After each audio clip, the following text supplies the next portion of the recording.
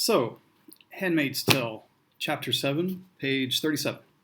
All right, so some of the subjects that we're going to cover here are freedom, power and passivity, male dominance, feminism. First paragraph establishes that she has time to herself.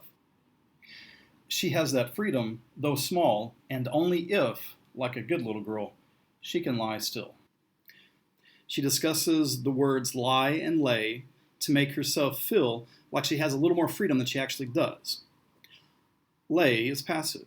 It's something that's done to you, while lie is active. At least she's convinced herself. It's what she's doing, what she has decided to do. Just like she's decided to go back in time. And so the first paragraph is also a device, so she can time travel. Give a little more backstory.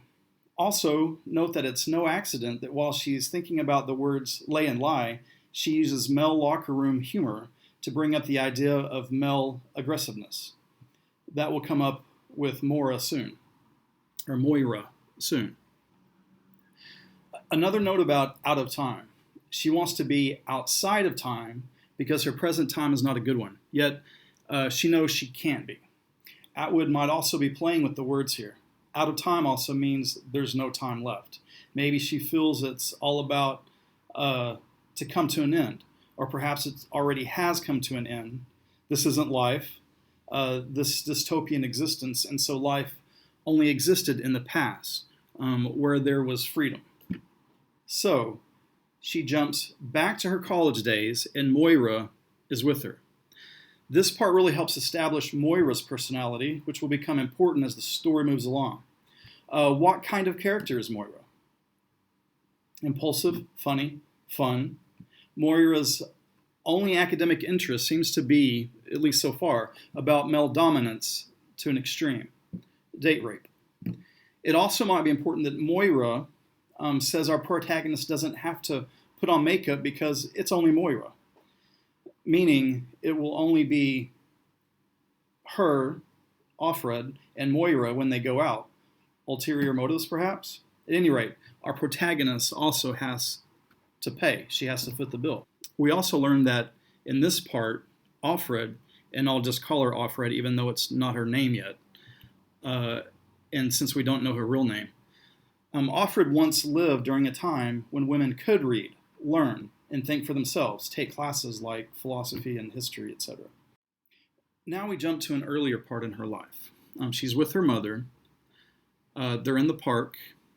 Her mother has tricked her into thinking it's her day, but she actually has come to the park to watch the burning of pornographic magazines. There's an irony with the Christmas card analogy, since they are being destructive, burning magazines. Christmas is supposed to be about giving, not destroying. When Offred says her mother had a way of talking about her like she's not there, we get a sense that there's a bit of a disconnect between the two. This is something that's going to come out more in the novel as we go. Her mom, perhaps, isn't as loving as we think she should be. Atwood doesn't waste words. On page 39, as bits of magazine fly off, she describes the body parts dismembered by the destruction. They turn to black ash. They're burned and destroyed. Is it pretentious then? Ironic? That an act of feminism will bring on the destruction of women in a society, in a new society. Perhaps it's a parallel to Serena Joy's. She did the same, but of course with different motives. You'll see how this is true with Offred's mother later in the book as well. Okay, then she jumps to another point in time, a time after she was captured and her child had been taken away from her. The bit of irony here is on the word angel. Remember, she doesn't waste words. Angel. In the photo, her daughter looks angelic, but in her bewildered state, after whatever shock she has been through, Offred wonders if her daughter looks like an angel because she's dead. So remember the phrase from earlier, angel maker, about the abortion doctors. Angel, the idea plays a big part. And also the troops are called angels. And that's perhaps because even though they're not angels yet, they will be soon. Soldiers, troops, they're a bit sacrificial. Okay, so the last section, starting on page 39. It does a few things. Quote, I would like to believe it's a story I'm telling. She hopes it is so that she can control the ending of her own story. She can have control over the rest of her life. It's a way of having hope for her. But this section does a few more things as well. I mean, at least in my opinion. For one, it breaks the fourth wall because it's as if Offred is communicating directly with the reader, saying, this is a work of fiction, but it's not really fiction. In my opinion, she could be saying, like O'Brien does in The Things They Carry, this is not fiction because it's true in a way.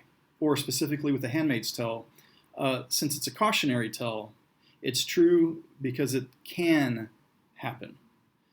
This breaking of the fourth wall can also be called meta-reference, which is a very postmodern thing to do. Atwood, the author, is pointing out that she is writing the character of Offred and is speaking directly to the audience in order to warn them about a terrible future.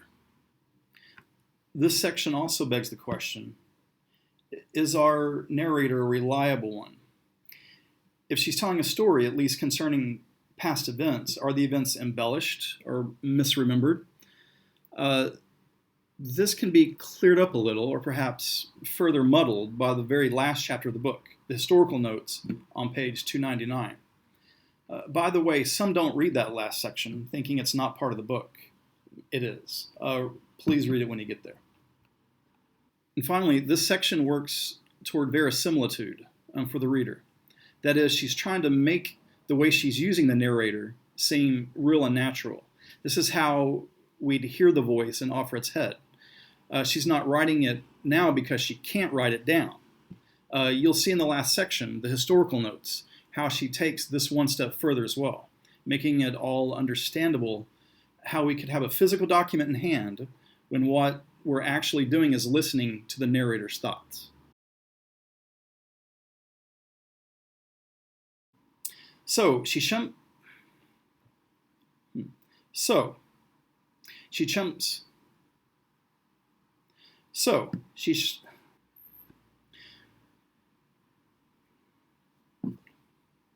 And I'll just call her that even though that's not her tame,